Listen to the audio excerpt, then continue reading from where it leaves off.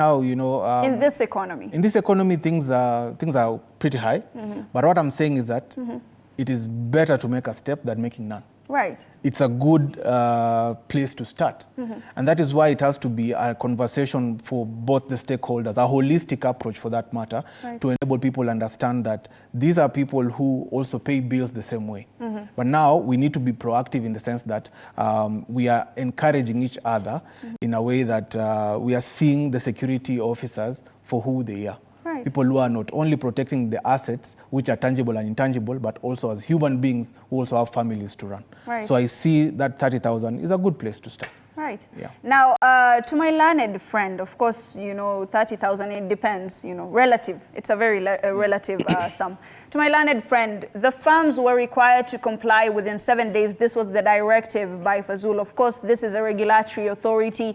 Usually when a regulatory authority talks, a lot of people take it as, the watchdogs of that particular sector. People scramble to ensure that they are complying. Is 7 days a practical amount of time for compliance? First, I think every work has dignity. I think those are the words of Martin Luther King. Right. That everyone deserves a pay that is equal to what they do. In my perspective, I think 30,000 might be long, but there are procedures that one has to follow to ensure that they are paid that amount. Right. The law has stipulated the procedure. It has stipulated who has to do what to enable the fulfillment of that obligation. Right. Therefore, despite these good intentions, we should strive to ensure that the means also justify the ends. Right. And while I agree with my friend that reforms in this sector are critical, I think he also agrees with me that procedure is also paramount, because without procedure, nothing can really work well. Right. Regarding the 7 days, it might be less, but in my perspective, having read the notice, I find questions with the legality of that notice. So, because first of all, the notice was published in a newspaper. Right. Every pronouncement in Kenya has to be published in the Kenya Gazette. Right. That is when it has the force of law. At the moment, it is just a roadside declaration. Despite it being 7 days, it cannot be effectuated. Right.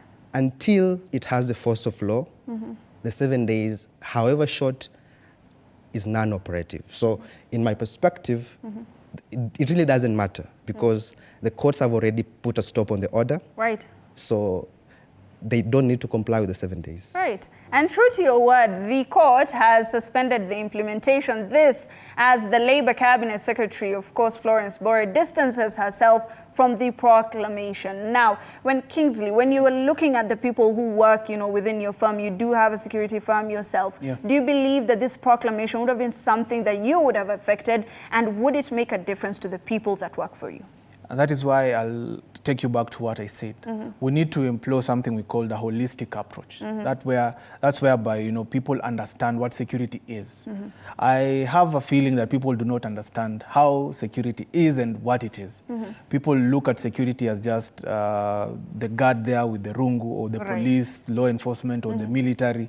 But security goes beyond that. And that's why I said it's called management or protection of assets. Right. When you're protecting these assets, look at the responsibilities that are accorded to this person who's protecting this particular asset, which are both tangible and intangible. Right. The reputation part of it.